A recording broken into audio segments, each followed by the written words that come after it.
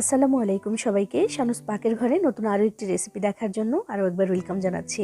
চলে এসেছি খুবই মজাদার এবং মুচমুচে একটা নাস্তার রেসিপি নিয়ে। আজকে আমি তৈরি করে দেখাবো একটা ডিম আর আটা দিয়ে তৈরি অসাধারণ মজার একটা নাস্তার রেসিপি। এই নাস্তাটা বানিয়ে নেওয়া খুবই সহজ, তবে খেতে হয় অনেক বেশি মজাদার। তো চলুন আজকের এই নাস্তাটা আমি কীভাবে বানিয়েছি দেখে নেওয়া যাক। আর আপনি আমার ভিডিওতে একটা লাইক করে চ্যানেলটি সাবস্ক্রাইব করে পাশেই থাকবেন আশা করছি। প্রথমে আমি এখানে নিয়েছি 2 কাপ পরিমাণে আটা। এর সাথে দিয়ে দিচ্ছি এখন স্বাদ মতো লবণ। আর তারপর দিয়ে দিচ্ছি এখানে আমি তেল, 2 টেবিল চামচ পরিমাণে সয়াবিন তেল দিব। এরপর হাতের সাহায্যে সবকিছু একসাথে খুব ভালোভাবে মিশিয়ে নিচ্ছি। তেলটা যত ভালোভাবে এই আটার সাথে মিশে যাবে, নাস্তাটাও কিন্তু ততটাই খাস্তা হবে উপর থেকে। একটা পর্যায়ে দেখবেন যে মুঠ করলে মুঠ হচ্ছে কিনা। যদি মুঠ হয় এমন, তাহলে বুঝতে পারবেন যে ঠিকঠাক ময়াম হয়ে গেছে। দেখেন, এবার আমি অল্প অল্প করে নর্মাল পানি দিয়ে এখানে একটা ডো মাখিয়ে নেব। এই ডোটা হবে একটু সফট, মানে অনেক বেশি শক্তও না আবার অনেক বেশি নরমও না, মানে ল্যাকল্যাকা টাইপের হবে না, তবে সফট হবে, একটু নরম হবে। এমন করে আমি একটা ডো এখানে মাখিয়ে নিচ্ছি।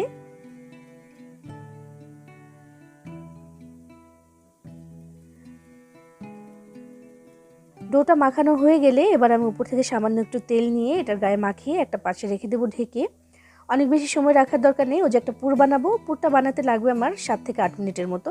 তো ওই সময়টা এটা একটু রেস্টে রেখে দিতে হবে, আরও একটু সফট হয়ে যাবে। এমন একটু তেল মাখিয়ে রাখলে কিন্তু অনেকটা সফট হয়ে যায়, তো সেজন্য একটু তেল মাখিয়ে রেখে দিলাম।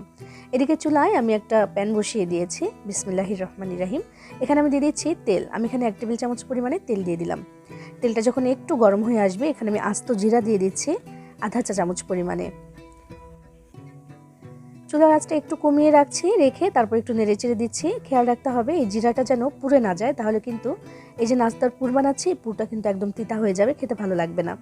একটু নাড়াচাড়া করে নিয়ে আধা কাপ পরিমাণে পেঁয়াজ কুচি দিয়ে দিলাম। এবার এই পেঁয়াজটা একটু ভেজে নিতে হবে।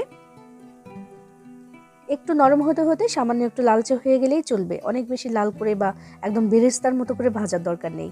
এমন একটু নরম হয়েছে, তার সাথে একটু বাদামি হয়ে এসেছে, তাহলেই চলবে। এবার আমি এখানে দিয়ে দিচ্ছি 1 কাপ পরিমাণে গাজর কুচি। এটা হাতে কুচিয়ে নিয়েছি একদম চিকন করে। আর দিয়ে দিচ্ছি আমি এখানে বাঁধাকপি কুচি। এটা আছে 1 কাপের একটু বেশি, যেহেতু বাঁধাকপি কাটার পর একটু বেশি লাগে দেখতে, তাই একটু বেশি দিয়েছি এটা। এরপর দিচ্ছি আমি এখানে কাঁচামরিচ কুচি 3 থেকে 4টির মতো। এবার একটু মিক্স করে দিব প্রথমে, কারণ নিচে যেই পেঁয়াজটা আছে ওটা কিন্তু পুড়ে যেতে পারে। এই জন্য চুলার আঁচটা একটু কমিয়ে রেখে একটু নাড়াচাড়া করে আমি উপর নিচ করে দিচ্ছি। এরপর এখানে সামান্য কিছু মশলা দিতে হবে, তো আগে একটু মিক্স করে নিই, তারপর মশলাগুলো দিয়ে দেব।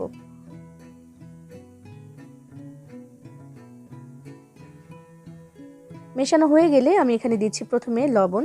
আমি আধা চামচের কম দিয়েছি লবণ। আধা চামচের মতো দিয়েছি ধনিয়া গুঁড়া, দিয়েছি আধা চামচ লাল মরিচের গুঁড়া, আর সামান্য একটু হলুদের গুঁড়া দিয়েছি। এই হচ্ছে মশলা, অনেক বেশি মশলা লাগবে না। যা কিছু দিয়েছি সেগুলো কিন্তু একটু কম কমই দিয়েছি আমি এখানে। এবার সব কিছু একসাথে একটু মিক্স করে নিয়ে সেদ্ধ হওয়ার জন্য পানি দিয়ে দেব। এখানে খুব বেশি পানির প্রয়োজন নেই, আমি এখানে মাত্র আধা কাপ পরিমাণে পানি ব্যবহার করব, খুব বেশি দিচ্ছি না। আর ওই যে একটা ডিম যে এখানে আমি ব্যবহার করব বলেছি, সেই ডিমটা কিন্তু আমি এখন দিব একটু ভিন্ন রকমভাবে। আজকে যে নাস্তাটার মধ্যে আমি ডিমটা ব্যবহার করব। নর্মালি দেখা যায় সবসময় আমি নাস্তা বানানোর সময় কিন্তু ডিমটা আগে ভেজে ঝুরা করে তারপর দিই, তবে একটু ভিন্ন রকম করে মাঝে মাঝে করতে হয়, খেতে কিন্তু ভালোই লাগে। তাহলে দেখেন পানিটা দিয়ে নাড়াচাড়া করে দিয়েছি, দিয়ে তারপরে যে মাঝখানটাতে একটু জায়গা করব, ততক্ষণে পানিটাতে বলক চলে আসবে। আর পানিটাতে বলক চলে আসার পরেই কিন্তু ডিমটা এখানে দিতে হবে। একটু জায়গা করে নিয়ে যে ফুটন্ত পানিটা মাঝখানে, সেখানে আমি একটা ডিম দিয়ে দিচ্ছি। ডিমটা আগে থেকে আমি ফাটিয়ে রেখেছিলাম।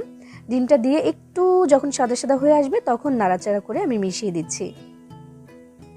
একদম এই যে ঝোলটা বা পানিটার সাথে মিশে গেলে এবার পুরো নাস্তার যে পুরটা আমার, এই পুরটার সাথে কিন্তু একদম ভালো করে মিশে যাবে। এবার সবগুলো পুর একসাথে একটু নাড়াচাড়া করে নিচ্ছি, মানে এই যে ডিমটা দিলাম এটার সাথে একটু নাড়াচাড়া করে দিচ্ছি। করে দিয়ে চুলার আঁচটাকে মিডিয়ামে রেখে একটু ঢাকা দিয়ে রেখে দিতে হবে, যতক্ষণ না পর্যন্ত এই পানিটা শুকিয়ে যাচ্ছে।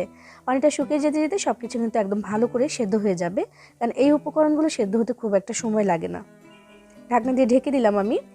পানিটা যখন শুকিয়ে যাবে তখন ঢাকনাটাকে তুলে নিচ্ছি। এখনও একটু একটু পানি কিন্তু লাগছে দেখতে, তবে ওই নাড়াচাড়া করতে করতে পানিটা কিন্তু একদমই শুকিয়ে যাবে। এই ধরনের নাস্তার যে পুর, সেটার মধ্যে কিন্তু কোনো পানি থাকলে বা ঝোল থাকলে চলবে না, একদম শুকনো করে বানিয়ে নিতে হয়। তো দেখেন এটা হয়ে গেছে। এবার নামানোর আগে একটু ধনিয়া পাতা দিয়ে তারপর আমি নেড়েচেড়ে মিশিয়ে নামিয়ে এটাকে একটু ঠান্ডা করে নেব। হয়ে গেছে আমাদের পুরটা, এটাকে নামিয়ে আমি রেখে দিচ্ছি। আর ওদিকে যে আটা মাখিয়ে রেখেছিলাম না, সেটা দেখে কি অবস্থা। এটা কিন্তু ভালো মতো সেট হয়ে গেছে, আরও সফট হয়ে গেছে দেখেন। একদম সফট হয়ে গেছে। আরও একবার একটু ময়াম করে নিতে হবে, নিয়ে তারপর এটাকে একটু লেচির আকার দিয়ে দিতে হবে নাস্তাটার জন্য। আমি যেহেতু আজকের এই নাস্তাগুলো একটু বড় সাইজে করব, তো সেই হিসেবে আমি কিন্তু লেচিগুলোও কেটে নিচ্ছি। আমি এখানে 2 কাপ পরিমাণে আটা নিয়েছিলাম, তো এটা দিয়ে আমি 8 ভাগে ভাগ করে নিচ্ছি 8টি নাস্তা বানানোর জন্য।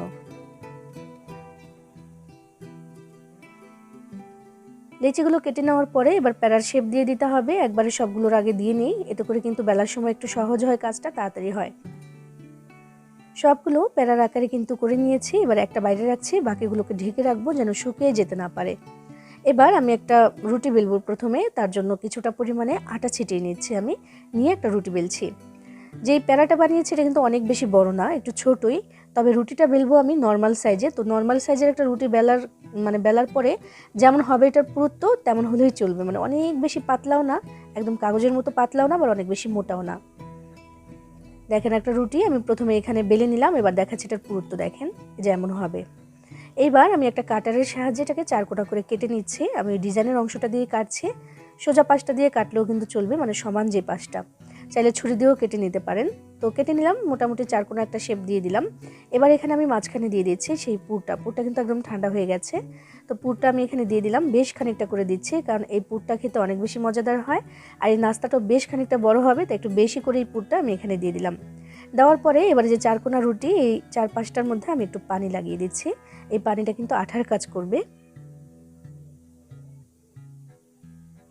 একদমই সামান্য করে আমি একটু পানি লাগিয়ে দিলাম আঙুলের সাহায্যে। এবার আর কিছুই না, শুধু এভাবে একটা ভাঁজ দিয়ে আমি এই মাথাগুলো আটকে দিচ্ছি। দেখেন এই ডিজাইনটা করার জন্য আমার একেবারেই সময় লাগেনি, একদম খুবই অল্প সময়ে সাধারণ একটা ডিজাইন, তবে অনেক বেশি আকর্ষণীয় লাগে দেখতে। আর এটা কিন্তু অনেকটা ফুলবেও। দেখেন কত বড় একটা নাস্তা হয়েছে না, মাশাআল্লাহ। এটা কিন্তু ভাজার পরে অনেকটা ফুলবে, আরও বড় দেখা যাবে। তো আমি এখানে নাস্তাগুলো সব বানিয়ে নিয়েছি, আর যেই পুর বানিয়েছিলাম তা দিয়ে আমার 7 পিস হয়েছে নাস্তা। অনেকগুলো করে পুর দিয়েছি আমি। বিসমিল্লাহির রহমানির রহিম। এখন আমি এগুলোকে ভাজার জন্য চলে এসেছি। ডুবো তেলে ভাজতে হবে অবশ্যই। এই ধরনের নাস্তাগুলো কিন্তু ডুবো তেলে ভাজলে বেশ খানিকটা ফুলে, মানে ফুলার জন্য বা ভাসার জন্য জায়গা পায়। একটু বেশি করে তেল দিতে হবে।